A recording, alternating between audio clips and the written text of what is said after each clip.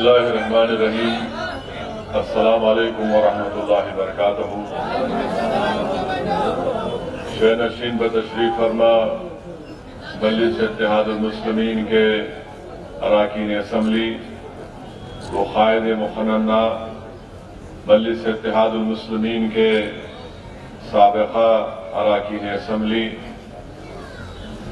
सदर मोतमदीन अरकान कानून साज कौंसिल पसे पर्दा बैठकर सुने वाली मेरी इज़्ज़तदार माँ और बहनों, आप तमाम का बेहद शुक्रिया कि आपने हैदराबाद के पार्लिमानी हल्के की पहले इंतखाबी जलसे में आपने शिरकत की। मैं अल्लाह सुब्हानहू व तआला का शुक्रगुजार हूँ कि मजलिस इत्तेहादुल मुस्लिमीन ने अल्लाह सुब्हानहू व तआला के फजल व करम की वजह से मुझे 5वीं मरतबा हैदराबाद की पार्लिमानी सीट पर इंतखाबी इलेक्शन लड़ने का मौका मुझे इनायत फरमाया। अजीज़ान मिल्लत, बुजुर्गान कौम और मिल्लत, गयूर नौजवान साथियों, आप जानते हैं कि मजलिस इत्तेहादुल मुस्लिमीन ने जो मुझे मौका दिया, 2004 में पहली मरतबा मरहूम कायद सालार मिल्लत ने मुझे हैदराबाद की पार्लियामेंट की सीट का इलेक्शन लड़ने और आप तमाम की नुमाइंदगी करने का मौका इनायत फरमाया। पिछले 4 मरतबा से हैदराबाद की अवाम ने अल्हम्दुलिल्लाह मुझे हैदराबाद का रुकने पार्लियामेंट मुंतखब किया और बहैसियत रुकने पार्लियामान के मैंने पार्लियामेंट के अंदर जो कुछ कहा, जो सवालात किए, हुकूमत ने अगर कोई ऐसा कानून बनाने की कोशिश की जो हिंदुस्तान के आईन के खिलाफ था, तो मैंने उस कानून की मुखालिफत भी की।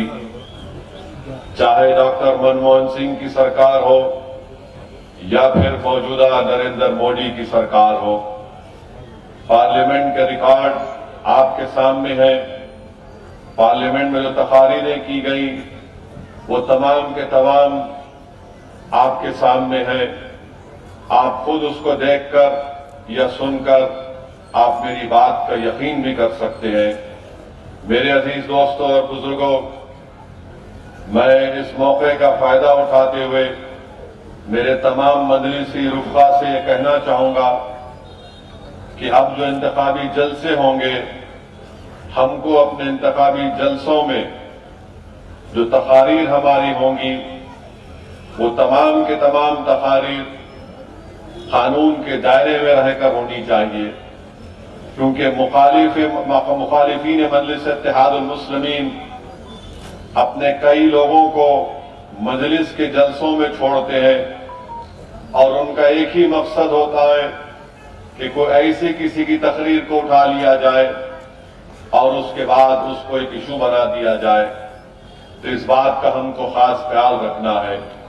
दूसरी मेरी आप तमाम से अपील और गुजारिश है, जिसका जिक्र अभी अकबरुद्दीन अवैसी ने अपने बसीरत अफरोज खिताब में किया कि पोलिंग परसेंटेज को बढ़ाना चाहिए। याद रखिए, अगर आप अपने वोट का इस्तेमाल नहीं करेंगे तो फिर आप कैसे अपनी पसंद और नापसंद का इजहार करेंगे। बल्कि मैं तो ये कह रहा हूं कि अगर आप मुझे पसंद नहीं है तब भी निकल कर वोट डालिए, ताकि आपकी आवाज रह सके। और जो लोग ये समझ रहे हैं कि मेरे एक वोट से क्या होगा, तो याद रखिए, मैं जिम्मेदारी के साथ कह रहा हूं, अगर आप अपना वोट जो आप मजलिस को चाहते हैं और मजलिस को अपनी सियासी आवाज समझते हैं, अगर आप निकल कर वोट नहीं डालेंगे तो मुझे कहना पड़ेगा कि आप उन ताकतों की तायीद कर रहे हैं जो बुलडोजर के जरिए गरीबों का घर तोड़ रहे हैं।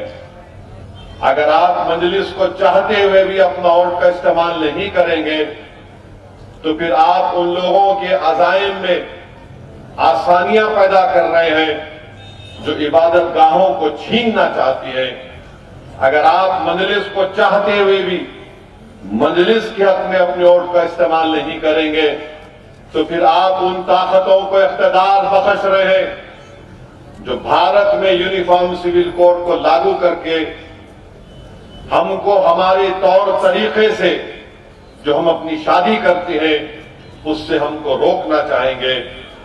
अगर आप मजलिस को चाहते हुए अपने वोट का इस्तेमाल नहीं करेंगे 13 मई में, तो फिर आप अपने आप को ही नहीं बल्कि पूरे मुल्क के अक़लियतों को, दलितों को, गरीबों को CAA और NPR NRC के कानून का शिकार बनाएंगे। अगर आप मजलिस को चाहते हुए भी बगैर किसी जेन्युइन रीजन के अपने वोट का इस्तेमाल 13 तारीख को नहीं करेंगे तो फिर आपके दिलों में मुख्तार अंसारी की मौत का गम नहीं है। अगर आप मजलिस को चाहते हुए भी 13 तारीख के दिन अपने वोट का इस्तेमाल नहीं करेंगे तो फिर याद रखिए जो ताकतें आपकी और हमारी शनाख्त को मिटाना चाहती हैं इसके जिम्मेदार आप भी रहेंगे। अगर आप ये तमाम चीजों पर गौर करेंगे तो मुझे यकीन है कि आप अपने वोट का सही इस्तेमाल करेंगे। वोट डालिए, वोट नहीं डालने से नुकसान हमारा होगा। अगर आप अब भी बेदार नहीं होंगे तो कब बेदार होंगे? बल्दिया का इलेक्शन आया तो बीजेपी का उस वक्त का सदर ने कहा, तेलंगाना का, ये आवाज पे तो बढ़ा रहे भाई कैमरा को, बीजेपी के सदर ने कहा कि हम पुराने शहर पर सर्जिकल स्ट्राइक करेंगे, सर्जिकल स्ट्राइक करेंगे।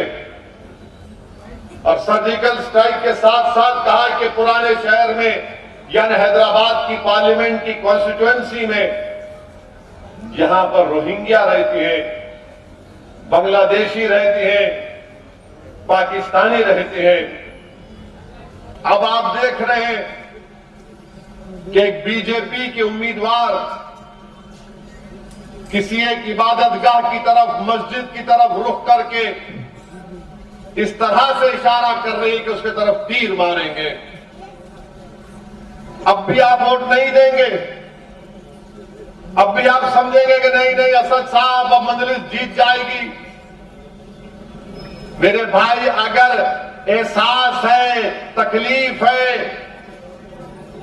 उस इबादतगाह के लिए अगर तकलीफ है तो कम से कम मजलिस के लिए नहीं तो कम से कम उस इबादतगाह की अजमत के लिए तो निकल कर वोट डालो मजलिस के लिए। अगर आज भी तुम सोते रहोगे तो फिर कब उठोगे?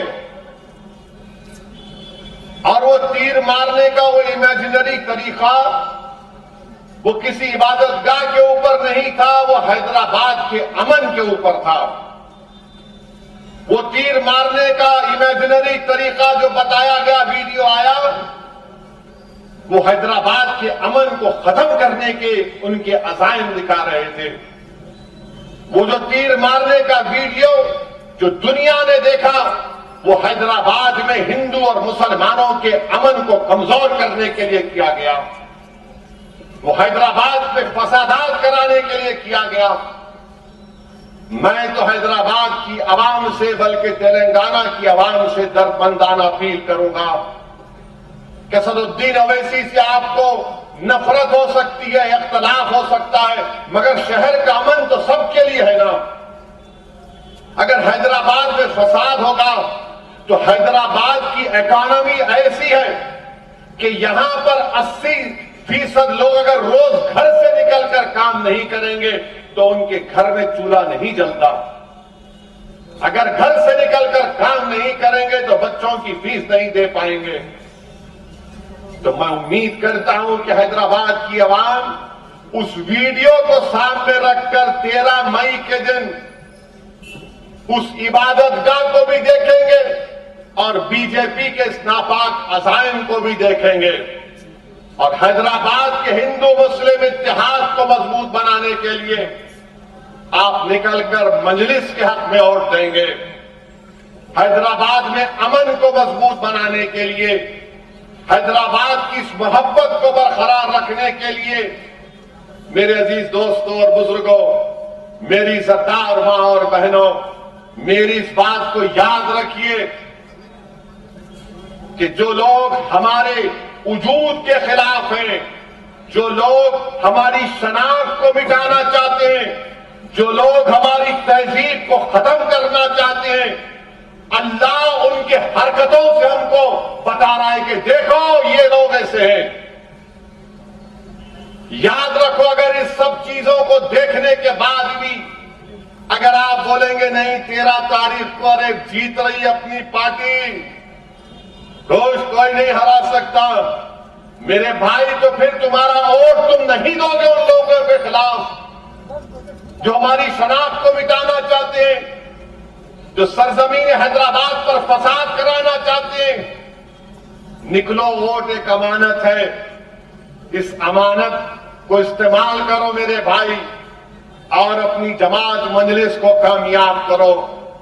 बता दो ऐसी ताकतों को, बीजेपी आरएसएस को, कि तुम लाखों हरकतें कर लो, तुम तीर इमेजिनरी चलाओ या तुम तीर चलाओ, हम तुम्हारे तीर का जवाब मोहब्बत से देंगे। और याद रखो बीजेपी आरएसएस वालों, ये हैदराबाद है, ये कोई वो जगह नहीं है जहां पर तुम्हारे इन हरकतों से हम तुमको पीठ दिखाएंगे।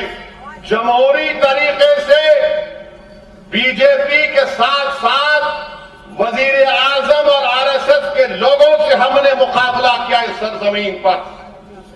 अगर कोई जमात 40 साल से हैदराबाद की पार्लियामेंट की सीट जीत रही है तो क्यों जीत रही है? क्योंकि हमने बीजेपी आरएसएस को उनके नापाक अज़ाइम में शिकस्त दी। कैसे दी?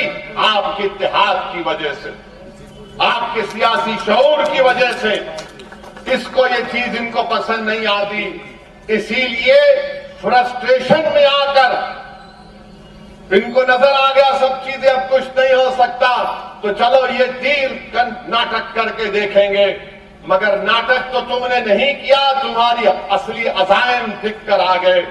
बीजेपी सबक हासिल नहीं कर रही है। 6 दिसंबर उनके लिए क्या काफी नहीं था? क्या नुपुर शर्मा तुमको और एक मर्तबा चाहिए मिस्टर मोदी? क्या तुमको फिर से नुपुर शर्मा चाहिए मिस्टर अमित शाह? क्या इस विकसित भारत की बात वजीर आजम कर रहे हैं? ये हैदराबाद है बीजेपी आरएसएस वालों, यहां पर हम बरसों से मिलकर रह रहे हैं। हमारे मजहब अलग हो सकते हैं मगर हमारी जबान एक है। हमने फसादात को खत्म कर दिया, निकाल कर फेंक दिया। मगर आज आप देखते हैं कि आरएसएस बीजेपी के अज़ाइम यही है। और बहुत सी बातें होंगी, बहुत से इल्जामात लगाए जाएंगे। बहुत से ऐसे लोग भी हैं हमारी सफों में जो बड़ा ये समझ रहे हैं कि ये करेंगे वो करेंगे। अरे मैं तुमसे कह रहा हूं,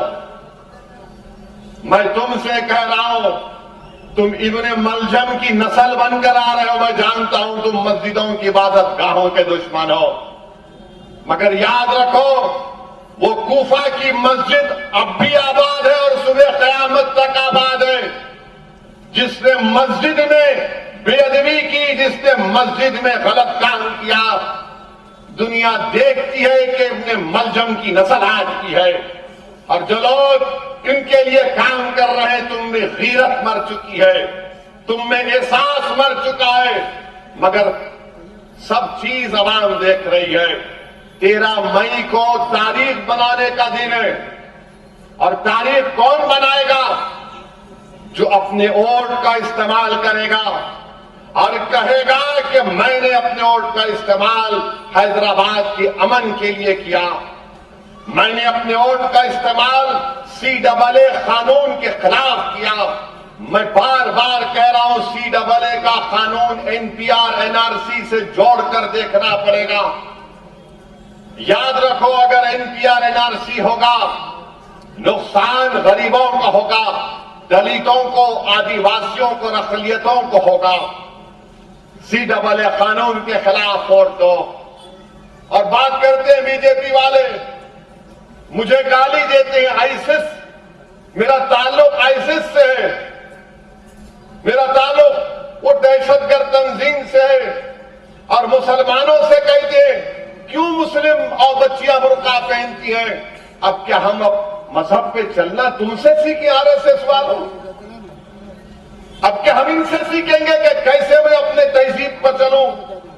बहरहाल मेरे अजीज दोस्तों और बुजुर्गों, 13 तारीख तारीखी दिन रहने वाला है। मेरी आप तमाम से अपील है कि आप और हमारे बुजुर्गों ने इस किले को मजबूत किया। असदुद्दीन ओवैसी को देखकर वोट मत दो। मैंने जो तमाम चीजें आपके सामने रखी उसको सामने रखकर वोट दो। पार्लियामेंट में जो कुछ कहना था मैं कहते आया और कहते रहूंगा। आखिर मुझसे इतनी नफरत क्यों है?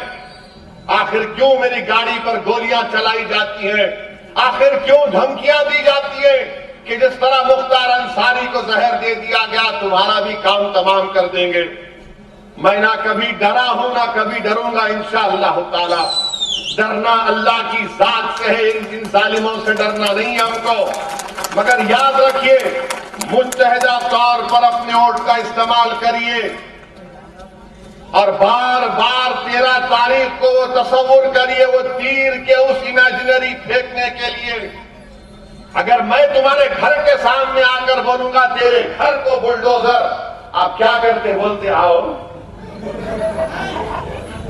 आप क्या करते? आओ बोलते आप। यहां पर खाली ट्रैफिक में अगर हो गया तो खसते खड़े हो जाते। ये हैदराबाद को खतरा है बीजेपी आरएसएस से। हैदराबाद के अमन को बर्बाद करना चाहते हैं। हमको अमन को मजबूत करना है, भाईचारगी को मजबूत करना है और तेलंगाना से बीजेपी का सफाया करना है इंशाअल्लाह ताला। तेलंगाना से बीजेपी को सफाया करना है, मजलिस को कामयाब करना है। बहुत बहुत शुक्रिया। अस्सलाम वालेकुम व रहमतुल्लाहि व बरकातहू।